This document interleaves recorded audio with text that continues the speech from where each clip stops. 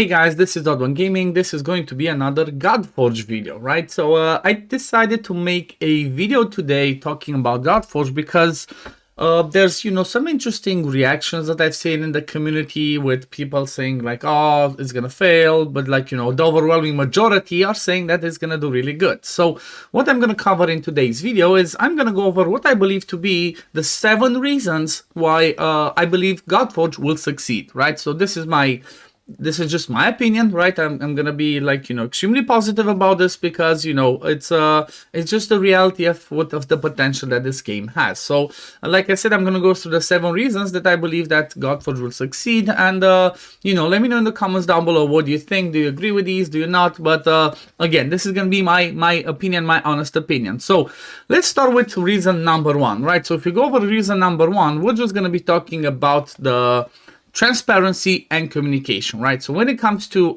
stuff like that, we're going to be looking at their Discord, for example, right? So we have their Discord, we have their podcast, and the reality is that the Discord has quite a few people, right? You can see that there's already 28.4 thousand members in a Discord for a game that's not even out yet, right? So definitely keep that in mind. So that's an overwhelming amount of people from the community.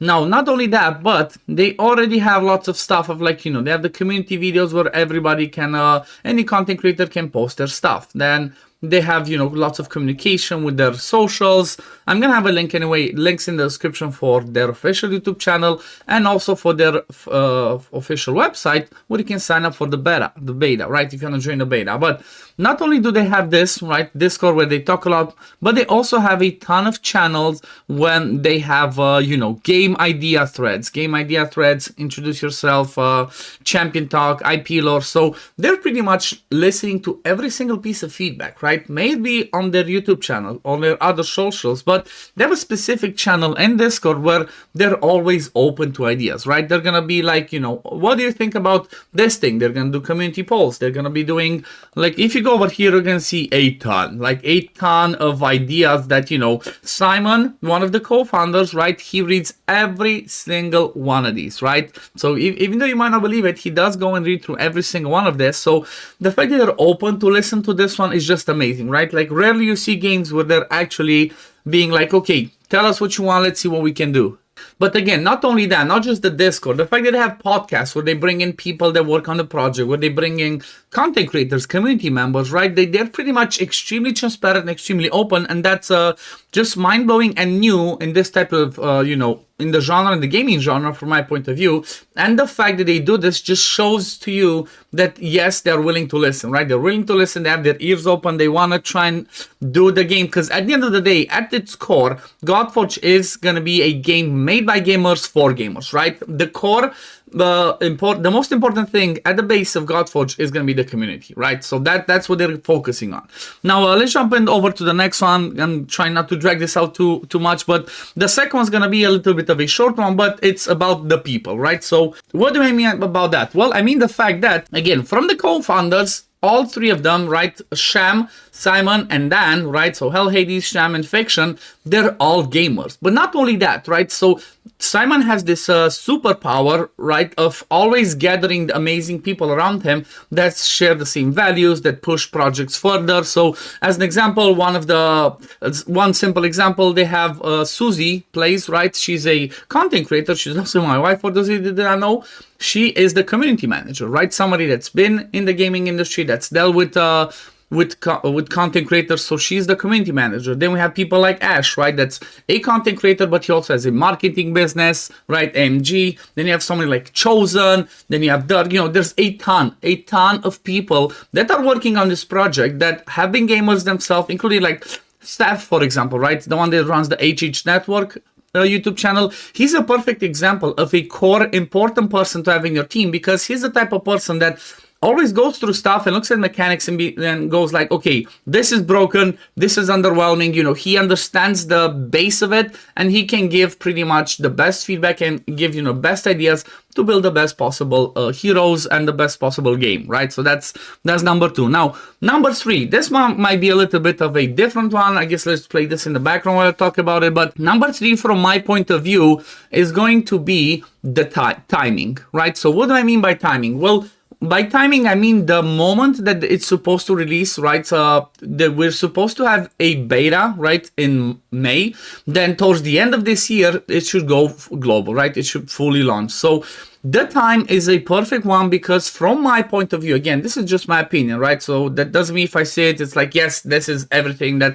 Everything is true that I say. No, this is my opinion. So like, take it like that. But what I mean by timing again is the fact that in this genre, right, in the hero collector gacha genre, it kind of feels like there's a little bit of something missing right now, and there needs to be a new big thing that drops, right? So the first one that's part of this timing reason is going to be Raid Shadow Legends, right? It's still, you know, one of the best gacha games out there. It's still tracking, but Raid has been doing, you know, some bad stuff over the years, unfortunately, and the reality is more and more people get fed up with it, right? More and more people just had enough of Raid, they want to quit, but there's nothing else better that you can start playing, right? I personally quit Raid, right, like 3-4 months ago, because it's like, you know, just had enough of the stuff that they did. But I tried to start playing other games, like, you know, play Eternal Evolution, didn't quite work. AMR, right? IMR, then there was Dragonair, started perfect, it just flopped. Then Watcher of Realms is one of the ones that's still doing good. It's just that, you know, not everybody likes the tower defense type, so maybe, you know, you're one of the ones watching that is fed up of Raid, doesn't quite enjoy Watcher, but and you want a different game, a new game, well, this is where Godforge is gonna come in. Another perfect example is even, you know, the game I'm covering right now, King Arthur Legends Rise. Yeah, the really amazing start, but it just feels like they're missing something, right? They're missing a little bit more content, a little bit more marketing. So, you know, the game could be so much better. It's just not quite there, right? Not quite there. So that's timing. Now, number four is going to be graphics. Now, they obviously are trying to do the best graphics. Keep in mind, what I'm running in the background is just a demo, right? It's just a demo there's still months to work on. There's still lots of stuff to perfect. But even at the demo, you see that it works just amazing. Now I can show you another example of the visual. I mean, just look at the visuals that I have over here, right? They're just working and they're doing some amazing thing. Lots of cool concept arts. And it just looks like, you know, all in all, it looks like we're going to have some perfect graphics. I mean, look at how cool this dragon looks, right? You can obviously see all of these videos. You can go into at their official YouTube channel. Like I said, I'm going to have the link in the description. But you can see that they have some insane things of concept arts, heroes released. And all in all, I think it's going to be, you know, up there, a top competitor when it comes to art, to visuals, to graphics for this type of game. Now, number 5, right? Number 5 is going to be a little bit of an interesting one, but I believe this one to be extremely important, and hear me out. So, number 5 is going to be the IP choice, right?